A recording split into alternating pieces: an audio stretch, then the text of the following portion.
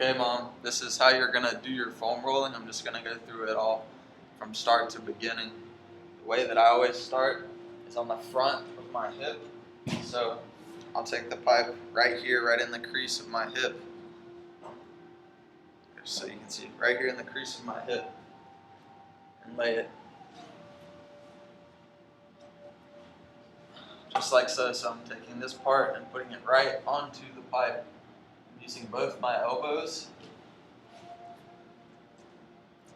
and my other leg over here, my right leg, to manipulate it while it's underneath my left hip. And I'll literally just keep that leg somewhat elevated off the ground if that's possible to do, otherwise just leave it relaxed. But you want to manipulate your body weight so that it's pressure, and the pressure of your body weight is on the pipe. And you're literally just going to let it sit there at first, and you'll feel it kind of penetrate in. You might feel like a warm, tingly feeling. That's the muscles beginning to relax. And that's kind of, I guess, the blood flow maybe increasing to the area. Or slightly, actually it's decreasing, and then it's going to increase after you come off of the roller. So I'll literally start there in maybe 1 inch to 2 inch tops, really slow rolls, just right in the crease, because you're just targeting the primary hip flexors right now, and they're very short muscles. And then from there, I'll take the pipe out from under my hip, take the lacrosse ball, and lay it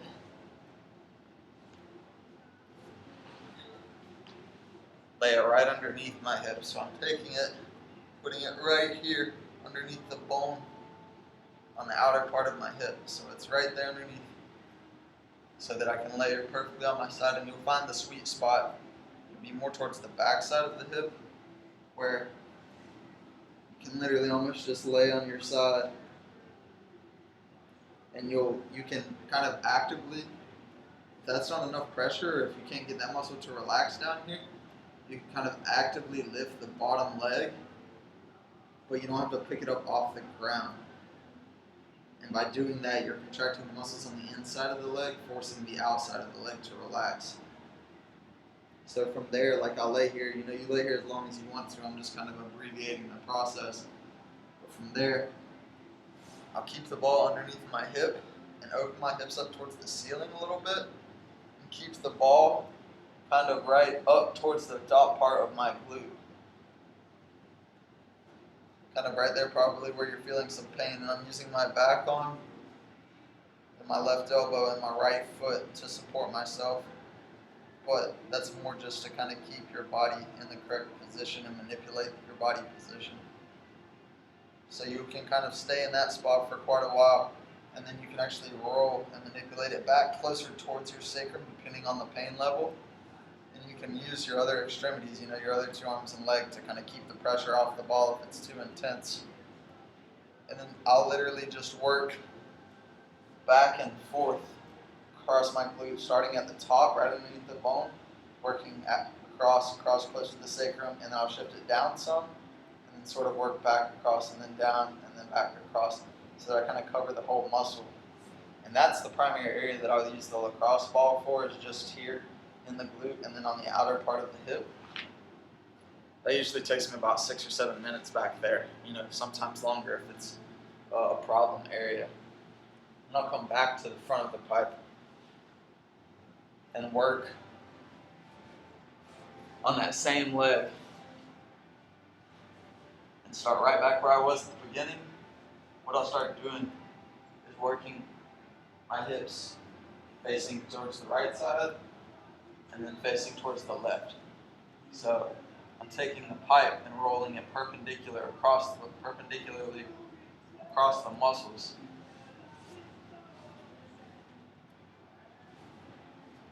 Just like this. So you can see my toe is turning to one side and then turning to the other side. And if you do it slowly, you want to do it nice and slow, you'll literally feel the muscle roll underneath, or between the pipe and the bone. And what you're doing is you're separating the fascia of each individual muscle from each other. So the fascia of one muscle is stuck to the fascia of another, and you're basically separating them, prying them apart. Once you've done that, up and down the leg once or twice, or 2 or 3 times, as many times as you want. You can start slowly, very, very slowly, working down the muscle in line with the muscle fibers from the hip to the knee. And if you're doing it too fast and you're not feeling any resistance or any tension, you want to stop. Just let the muscle relax, let the leg relax. Put a little more pressure on that part where the leg is contacting the foam roller. And then just once you get it in there, once you feel the tenderness, once you feel it pressing into the muscle, just keep that pressure, keep the muscle relaxed, and slowly roll down the leg towards the knee. You can do this in multiple positions. So you can do it with the leg externally rotated, rolling down the inside of the leg. You can even do it with your knee pointed out to your side. You're really getting your adductors and just rolling very, very, very slowly, putting as much pressure on it as you can, all the way down to the little knobby piece of muscle that attaches right here on the inside of the knee. And then once you've done that, then you're going to turn, face away, get it on the outside of your leg, and you're going to do the same thing, rotating in and out. So what that does is that takes the IT band, and you're rolling that foam roller across, just like this, basically peeling the IT band off of the quads and off of the hamstrings, getting it to move freely. So after you've hit the hip flexors, the TFL with the lacrosse ball, your cold glute with the lacrosse ball, and back down the length of the quads, you would then hit the IT band with the foam roll, and then your hamstrings. Now the hamstrings, you probably want to take your shoes off, or at least the shoe of the foot that you're working on, because it's kind of a hard position to get into, and the rubber heel, the rubber sole will grab the floor, and it will basically, that's where to put it, catch on the floor. So you start right up at the origin of your ham glute, right there sitting on it, kind of just sitting right over the top of it. And this may be difficult to do if you're not very mobile, if your hamstrings are tight, because you won't be able to get into the position. Your body's going to want to be back here, and you want to get over top of it as best you can. Put all your weight on that hamstring.